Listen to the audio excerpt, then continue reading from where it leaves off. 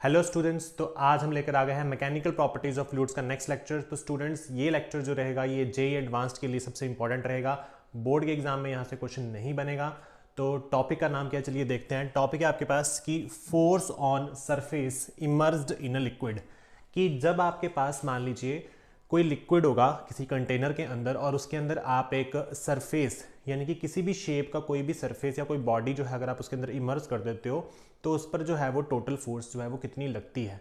ठीक है, जैसे पहले तो हम ये पढ़ रहे थे कि किसी भी, जैसे पहले हम क्या पढ़ रहे थे इसमें कि अगर आपके पास कोई भी इस तरीके से एक जार होगा या कोई कंटेनर होगा तो उसके अंदर जब भी कोई फ्लूइड भरा होता है तो फ्लूइड के किसी एक पॉइंट पर हम प्रेशर जो है वो फाइंड आउट कर रहे थे, जैसे कि मान लो यहाँ पे फाइंड आउट कर रहे थे और यहाँ पे नीचे हम h हाइट की वजह से अगर प्रेशर निकालते थे तो रो जी एच आ जाता था। ठीक है, लेकिन अभी हमने क्या करना है, हमने एक बॉडी लेनी है पूरी, वो बॉडी वर्टिकल भी हो सकती है, हॉरिजॉन्टल हो सकती है, वो देखेंगे हम। तो हमने पूरी बॉडी पर वो जो फोर्स है वो निकालनी है। ठीक है, तो चलिए इसको केस करते हैं सॉल्व। तो जैसे मान लो कि आपके पास क्या है कि कोई फ्लूइड है इस तरीके से। ठीक है, मान लीजिए आपके पास क्या है, कोई फ्लूइड है।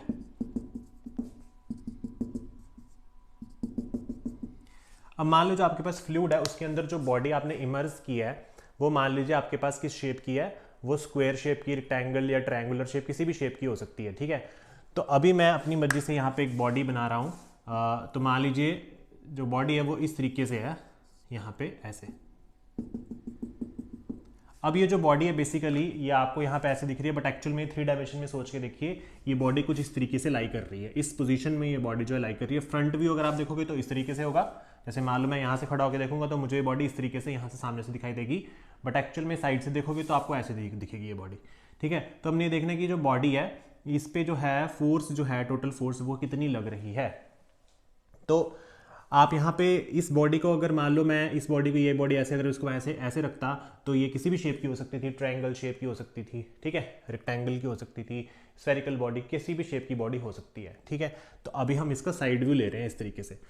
अब मान लो कि आपके पास क्या है कि जो फ्लूइड का अपर सरफेस जो है, जो फ्लूइड का अपर सरफेस है, मान लो वहां से लेकर इस बॉडी का जो अपर पार्ट है यहाँ तक, इसका डिस्टेंस मान लो x1 है।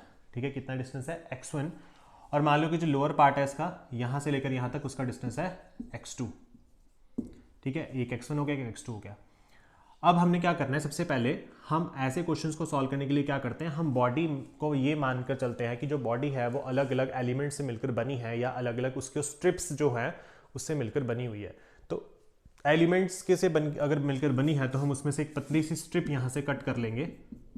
मान लीजिए यहाँ पे पतली सी स्ट्रिप हमने कट किया या स्मॉल एलिमेंट कट कर लिया है, और मान लो इस एलिमेंट पर जो फोर्स लग रही है वो है आपके पास डी एफ फोर्स। कितनी लग रही है, डी एफ फोर्स लग रही है। और मान लीजिए कि ऊपर से लेकर यहाँ तक का जो डिस्टेंस है आपका वो है आपके पास x। मान लो कि ऊपर से लेकर जो इस एलिमेंट का डिस्टेंस है वो कितना है, x है। अब हमने क्या करना है, इसमें हम कंसेप्ट यूज करेंगे सेंटर ऑफ ग्रेविटी का। मान लो इस बॉडी का सेंटर ऑफ ग्रेविटी कुछ यहाँ पे होगा, सेंटर पे, इस पॉइंट पे मान लेते हैं सेंटर ऑफ ग्रेविटी। और मान लो इस सेंटर ऑफ ग्रेविटी का डिस्टेंस ऊपर से लेकर है x बार। कितना डिस्टेंस इसका, x बार है। ठीक है, अब एक बात बड़ी इंपॉर्टेंट आपको याद रखनी है कि जो भी हमारी बॉडी पे फोर्स लगेगी उस बॉडी का, वो बॉडी की जो फोर्स लगेगी वो कहाँ लगेगी। तो आपने यहाँ से एक नया कंसेप्ट भी सीखना है जो कि है सेंटर ऑफ प्रेशर का, कि जो प्रेशर जो है उसका सेंटर कहाँ पे है। तो याद रखना कि जो सेंटर ऑफ प्रेशर होता है वो सेंटर ऑफ ग्रेविटी के हमेशा नीचे जो है वो लाई करता है, मतलब सेंटर ऑफ ग्रेविटी पॉइंट के हमेशा नीचे जो है वो आपका सेंटर ऑफ प्रेशर जो है वो लाई करेगा। अब ये क्यों लाई करता है, ये हमारे सिलेबस में नहीं है, ये आगे जाके बीटेक वगैरह में जब हम आगे स्टडी करते हैं तो वहाँ हमें पढ़ाया जाता है। तो अभी हमने सिर्फ याद रखना है कि सेंटर ऑफ ग्रेविटी के नीचे ही सेंटर ऑफ प्रेशर जो है उसकी वैल्यू जो है वो एक्ट करेगी। ठीक है, तो इसको कैलकुलेट करने के लिए क्या करेंगे, हम जानते हैं कि किसी भी, अगर हमारे पास कोई भी एक लिक्विड कॉलम होता है तो उसमें लिक्विड कॉलम के अंदर अगर जो भी आपके पास कोई बॉडी है उस पर अगर हम प्रेशर निकालते हैं तो हम रो जी एच लेकर निकालते हैं। तो अगर मैं इस केस में मान लीजिए, अगर इस केस में मुझे अपने पास प्रेशर लिखना हो तो प्रेशर यहाँ पे हो जाएगा आपके पास रो जी एच। प्रेशर कितना हो जाएगा, रो जी एच हो जाएगा, क्योंकि जो मैं प्रेशर यहाँ पे ले रहा हूँ वो मैं किसी लिक्विड कॉलम की वजह से कंसीडर कर रहा हूँ। अब मान लो अगर मुझे यहाँ पे फोर्स निकालनी हो इस एलिमेंट के ऊपर, ये जो स्मॉल एलिमेंट है, मान लो इस स्मॉल एलिमेंट का एरिया कितना है, डी ए एरिया है। ठीक है, मान लो इस स्मॉल एलिमेंट का एरिया कितना है, डी ए एरिया है। तो अगर इसका एरिया डी ए होगा तो आपको पता है कि फोर्स हमारे पास क्या होती है, प्रेशर इंटू एरिया होती है। लेकिन इस स्मॉल एलिमेंट के लिए, अगर फॉर दिस स्मॉल एलिमेंट, अगर मुझे इस स्मॉल एलिमेंट के लिए निकालना हो तो मैं क्या कहूँगा, कि इस स्मॉल एलिमेंट के लिए आपके पास क्या हो जाएगी ये वाली फोर्स, तो आप कहेंगे D F we should be equal to, आपका प्रेशर कितना है रो जी एच, लेकिन इस केस में प्रेशर कितना होगा रो जी, लेकिन जो h की वैल्यू होगी वो क्या होगी, वो डिस्टेंस होगा इस एलिमेंट का अपर लेवल से, यहां से लेकर यहां तक का जो डिस्टेंस है वो होगा, तो वो है x। तो ये आपके पास x आ गया यहाँ से, और एरिया जो है हमने इसका वो क्या ले रखा है dA, तो हम यहाँ से इसका एरिया कितना मान लेंगे dA मान लेंगे। इतनी बात आपको क्लियर है, ठीक है। तो हम स्मॉल एलिमेंट के लिए फोर्स जो है वो हमने यहाँ से निकाल ली है।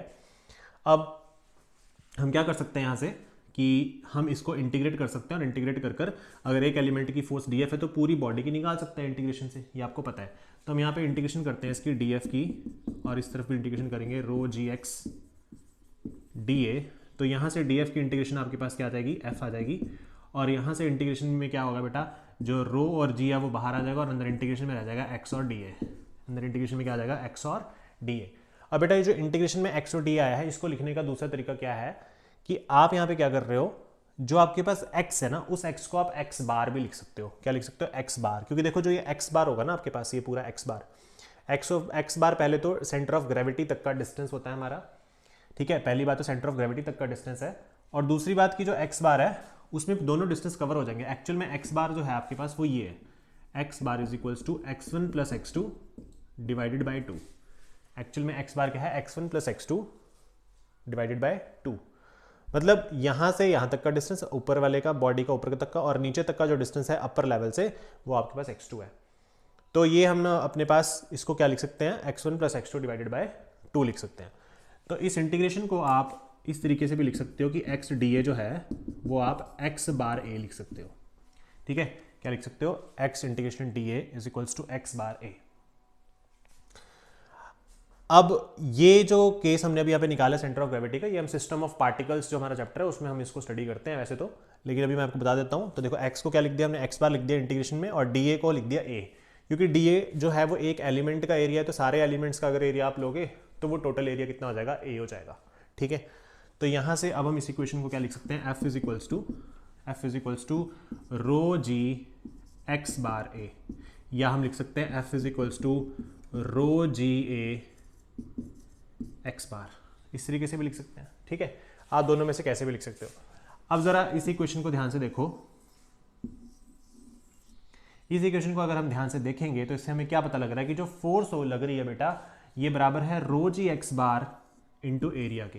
बेटा रो जी एक्स बार क्या है आपके पास, रो जी एक्स बार क्या है, रो जी एक्स बार है, देखो एक्स बार क्या है, डिस्टेंस सेंटर ऑफ ग्रेविटी वाला है ना, ऊपर से लेकर सेंटर ऑफ ग्रेविटी तक का जो डिस्टेंस है वो है आपके पास एक्स बार। तो इसका मतलब रो जी एक्स बार क्या हो जाएगा, रो जी एक्स बार है प्रेशर, कहाँ पे, सेंटर ऑफ ग्रेविटी पे जो प्रेशर लग रहा है वो, या फिर इस बॉडी का जो सेंट्रॉइड है, इस बॉडी का जो सेंट्रॉइड पॉइंट है या जो सेंटर ऑफ ग्रेविटी वाला पॉइंट है, वहां पर जो प्रेशर लगेगा into area of this body, into area of this body. So this is the final result. आप ये रिजल्ट जो है वो याद रखना, क्या है, रो जी एक्स बार इंटू ए। तो ये क्या आ जाएगा, force on surface immersed in a liquid. तो इतनी फोर्स जो है वो किसी बॉडी पर लगती है या किसी सरफेस पे लगती है जब उसको लिक्विड में क्या कर देते हैं, हम इमर्स्ड कर देते हैं। तो आई होप आपको ये चीज समझ आई होगी। अब हम करेंगे इससे एक रिलेटेड क्वेश्चन, और उसको हम सेम इस एलिमेंट के मेथड से ही, एक एलिमेंट कट कर कर एक एलिमेंट के मेथड से ही उसको सॉल्व करें। तो चलिए स्टूडेंट्स, अब करते हैं इसके रिगार्डिंग एक क्वेश्चन। तो क्वेश्चन आपको स्क्रीन पे आपके सामने दिख रहा है कि आपके पास एक ट्रायंगुलर प्लेट है जो कि एक लिक्विड के अंदर इमर्स्ड है, और हमने इस ट्रायंगुलर प्लेट के एक फेस पर फोर्स निकालनी है, ठीक है। तो वो सारी की जो फिगर है मैंने यहाँ पे ड्रॉ कर ली है पहले से, और यहाँ पे मैंने कुछ अपने तरीके से कुछ पॉइंट्स जो हैं वो पहले से कंसीडर कर लिए हैं। तो चलिए देखते हैं हमने क्या क्या किया है। फर्स्ट ऑफ ऑल, जो आपके पास क्वेश्चन में फिगर दे रखी थी उसमें इस तरीके से एक जो ट्रायंगल बनाया है। तो स्टूडेंट्स, ये ट्रायंगल जो है या जो ट्रायंगुलर प्लेट है वो एक लिक्विड के अंदर सबमर्ज्ड है, लिक्विड के अंदर ये फिक्स है, ये ठीक है, लिक्विड के अंदर डूबी हुई है ये बॉडी पूरी ट्रायंगुलर। तो आपने क्या करना है कि इस क्वेश्चन को सॉल्व करने के लिए अगर मुझे इसकी एक फेस पर, पूरी फेस पर मुझे फोर्स निकालनी है, तो मैं क्या करूंगा, मैं यहाँ से एक एलिमेंट जो है, स्मॉल एलिमेंट आपका, वो कट करूंगा। जैसे मान लीजिए ट्रायंगल है, तो आप इस ट्रायंगल के यहाँ पे एक स्मॉल एलिमेंट कट कर कर अगर आप वो छोटी सी फोर्स इस एलिमेंट पर लगने वाली, अगर आप एक छोटी सी फोर्स डीएफ निकाल लोगे, तो उसको इंटीग्रेट करके आप पूरी बॉडी पर लगने वाली फोर्स को भी निकाल सकते हो। तो ये तो आपका पहला मेथड हो गया इसको करने का। इसको करने का एक और मेथड भी होता है जिसमें आप क्या कर सकते हो कि आप इस बॉडी का जो सेंटर ऑफ प्रेशर है उसको कैलकुलेट कर कर, उसको देखकर वहां पर कितना प्रेशर लग रहा है और उसका डिस्टेंस लेकर वहां से भी इस क्वेश्चन को सॉल्व कर सकते हो। बट हम क्या कर रहे हैं, हम तो एलिमेंट वाले मेथड से इसको सॉल्व कर रहे हैं। जो अभी से पिछला केस मैंने कराया था वो भी हमने एलिमेंट वाले मेथड से ही सॉल्व किया था। तो देखो ये मैंने स्मॉल एलिमेंट इस केस में क्या किया, मैंने यहाँ पे स्मॉल एलिमेंट जो है यहाँ पे कट कर लिया हुआ है। ये स्मॉल एलिमेंट जो है इस पे फोर्स लग रही है, बहुत छोटी फोर्स है, डीएफ फोर्स है मान लो, ठीक है। और ये आपको क्वेश्चन में दे रखा था ए, और ये भी दे रखा था आपको एच नॉट। मैंने अपनी तरफ से इस अपर पार्ट से लेकर इस एलिमेंट तक का डिस्टेंस मान लिया डी वाई, सॉरी मैंने यहाँ डिस्टेंस क्या मान लिया, वाई मान लिया। और मान लो ये आपने जो एलिमेंट कट किया इसके नीचे से लेंथ जो है वो है एक्स, और यहाँ से जो इस एलिमेंट, ये जो आपके पास एलिमेंट है इसकी विड्थ है डी वाई, इसकी विड्थ मैंने अपनी तरफ से क्या मान ली, डी वाई मान ली, ठीक है। और बाकी सारा क्वेश्चन में आपको गिवन है, जो मैंने अपनी तरफ से माना है वो ये डी वाई माना है, ये एक्स माना है, और ये वाई जो है इस अपर प्लेट से लेकर इस एलिमेंट तक का जो डिस्टेंस है वो माना है। क्लियर है आपको इतनी बात, ठीक है। अब इसको रफ कर देते हैं पहले जरा।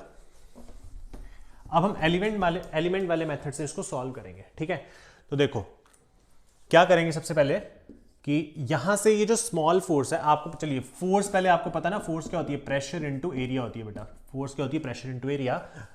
अगर इस एलिमेंट के ऊपर एक स्मॉल फोर्स डीएफ लगेगी तो उसको हम क्या लिखेंगे, हम बोलेंगे DF is equals to, pressure को क्या लिखेंगे, रो जी एच लिखते हैं बेटा, रो जी एच। लेकिन एच क्या लेंगे, जहां पे फोर्स लग रही है, तो फोर्स यहां लग रही है, और एच होता है अपर लेवल से लेकर, लिक्विड के अपर लेवल से लेकर जहां तक फोर्स लगती है।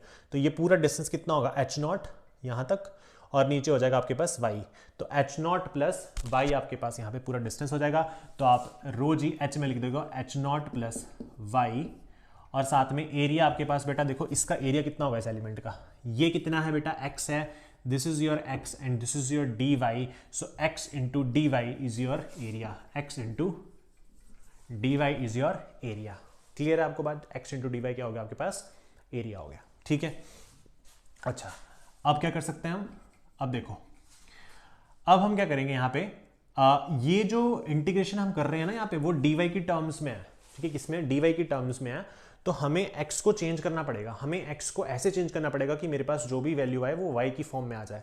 तो हम क्या करेंगे, ये जो ट्रायंगल है आपके पास, इस ट्रायंगल में देखो ये वाली लेंथ x है, ये वाली लेंथ b है, ये वाली लेंथ y है, और ये वाली लेंथ a है। तो आपको पता है according to the properties of triangle हम एक सिमिलैरिटी प्रॉपर्टी लगाते हैं। तो सिमिलैरिटी प्रॉपर्टी हम इसमें यूज कर क्या बोल सकते हैं कि ये जो x अपॉन बी होगा, ये जो x अपॉन बी होगा वो y अपॉन ए के बराबर हो जाएगा, y अपॉन ए के बराबर। ये आई होप आपने 9th क्लास में पढ़ा होगा similarity properties, x upon B is equals to y upon A, ठीक है।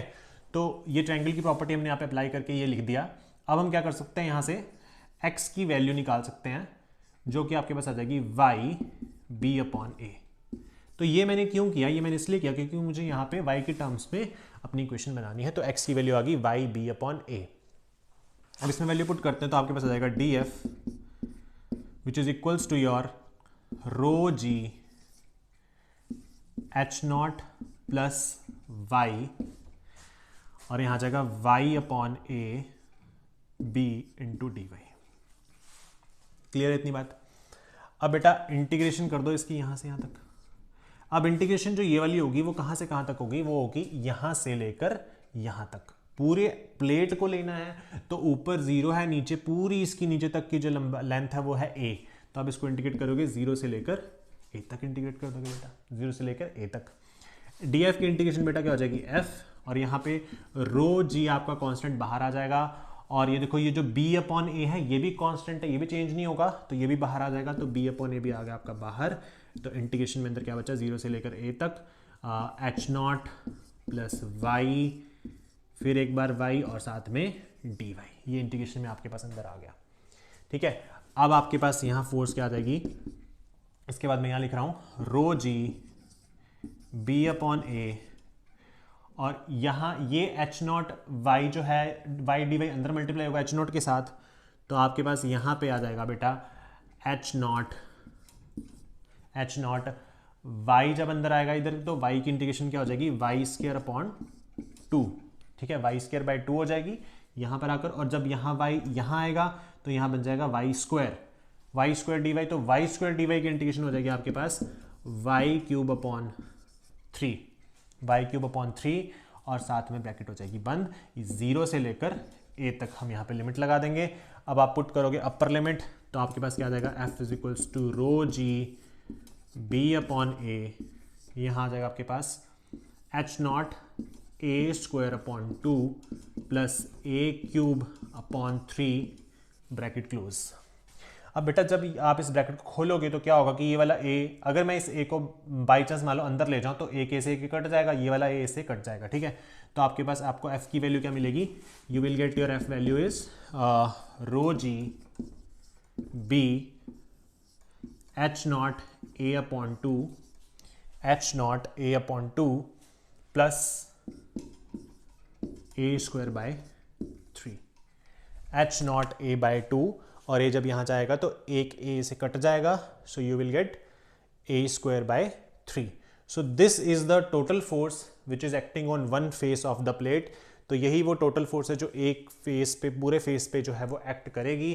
तो स्टूडेंट्स, आई होप आपको ये कंसेप्ट समझ आया होगा कि जब भी हम किसी पूरी बॉडी को इमर्स करते हैं तो पूरी बॉडी पर कितनी फोर्स लगती है। पहले हम एक सिंगल पॉइंट पर फोर्स पढ़ते थे, लेकिन अब पूरी बॉडी पर कितनी फोर्स लगेगी, तो इस तरीके से उसको करेंगे। आई होप आपको लेक्चर समझ आया होगा। So thank you so much.